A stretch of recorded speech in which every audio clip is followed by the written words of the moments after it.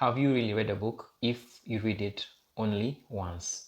Let's explore 3 reasons why you should read actually a book more than once. Sometimes you don't need too many reasons. 3 is enough to do the right thing. Reason 1, repetition. The whole intention of reading a book mostly is for you to elevate your thinking. So you're thinking at this level, and after reading the book, you think you actually get to this level. That's usually the intention. So repetition is the first reason, and this is how it goes. The moment you read, you're basically getting information into your conscious mind. So you have a mind and it has a conscious part and a subconscious part. So there's that layer between the conscious mind and the subconscious mind. So the only way information gets into your habit loop is it comes from the conscious mind, then repetition into this keeps on hitting and hitting and hitting, and that's how the information actually gets to the subconscious mind. If something goes to the subconscious mind, then and only then can it become a habit. So why you would read the same information a couple of times is just for the sake of repetition, because the whole essence of you reading is to create a change in yourself. You get new information so that you actually can behave a different way. So reason 1 is repetition.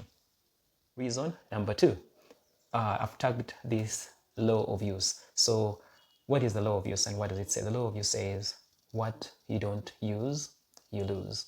So same thing as any information. So imagine you read some content in a book. Most books have so much to learn, but then you can't actually get everything in. So the few things that you do get into your mind and get to act upon are only so many. So the reason why you go back to read the book the second time is because there is certain things that you looked at and you did not learn, meaning you haven't been able to use. So if you don't use them for a while, even the things you actually learned the first time, if you don't use them for a while, you basically lose the information. So going a second time and a third time is for you to get the ideas again back into your mental, and then you can actually act upon them. And just like I said in reason 1, that's how they get into your subconscious mind and then become a habit. Wrap this one up. Anything you learn and don't use within 10 days, you are bound to lose. And that's just the way it is. Reason number 3 is tagged on where you are in life at that moment. So when you're reading a book, most of the time there's the state of mind in which you are. So as you read a book, depending on where you are in life, certain information is basically resonates with you more than others. So you're bound to take in more the things that resonate with you at that moment than others. And that's just the way it is. So different life experiences determine your reading experience as well. You learn more for what's actually happening to you or things you're familiar with, and that's how you get to learn more. So it's like fresh perspective every time you read different experiences. So let's say I'm having like a relationship bump, and then I read maybe 5 love languages. These certain things that make sense. Let's say you're like in an argument with your girlfriend. When you read the book, you'll be like, okay, as in, because the book, there's a moment when I actually saw the book, and it basically teaches you to put yourself in the other person's shoes to understand how they behave. Now, if you read it the first time and maybe you just learned your own love language, that's the situation. Then you just like him to learn. And then if you're in an argument, the situation, which is the current experience, makes you think about it in a different way. So reason number 3 basically is based on what's going on in your life at that moment.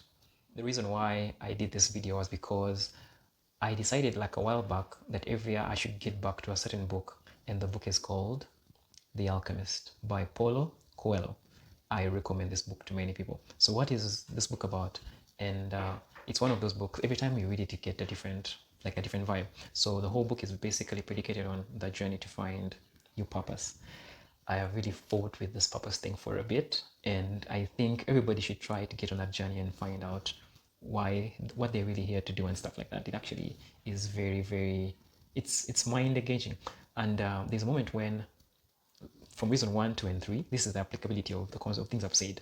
There's a moment in the book, I think there was a relationship thing going on in the book. So but my personal life at the time, I had an argument with someone I was like in a relationship with, and this point in the book got me teary. It actually did get me teary. Yeah, I'm very emotional, I know that.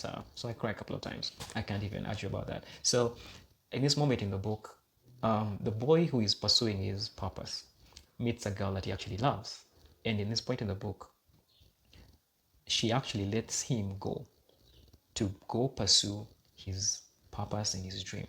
Then she lets him go and doesn't let him come back to her, although she had love for him and he did have love for her. And the whole essence they put in was that she was actually willing to let that boy go pursue his passion and not hold him back because he had love for her, and also for her own selfish reasons because she loved him that much.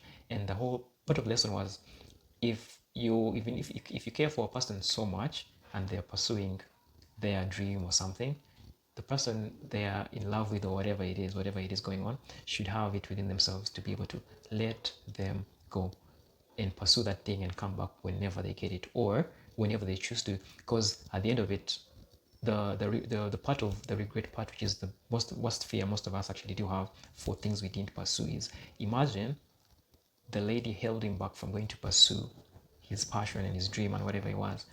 What would happen is, if he stayed back, he would have resentment for her because she actually stopped him, in quotes, from actually going to pursue it. So at that moment in time, it really got emotional for me. So that wasn't like on my third read. So this year, it gets back on the list. So Alchemist is back, and for those of you who have not read this book before, I recommend it highly, highly.